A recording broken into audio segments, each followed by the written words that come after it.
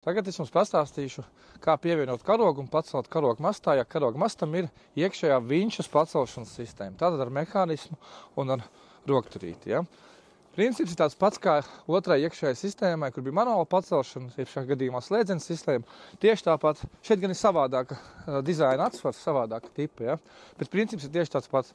Tātad mēs āķējam klāt atsvaru pie apakšējās karabīnas, tād iet karogs. Un tad augšā pieaicējās jau pie auklas, attiecīgi sāķēs karabīnas kopā. Visas darbības notiek ar rokturīti, ja?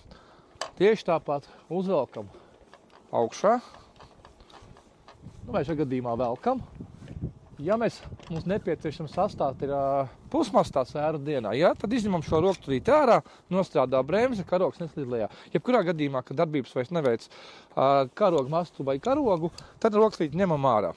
Vienkārši mājās uzglabājam, ja? Tad, lai nostrādā tā bremzīte. Nu, tad turpinam tālāk. Tagad uzvilkt līdz galam. Mierīgi. Nepārvelkam, jūtam, ka viss vairāk nevar augstāk uzvilkt, nevajag ar spēku neko pārvilkt, neko nospriegot, viss ir ļoti labi. Ja? Izvelkam rokturīti ārā un karogs pacelts masā.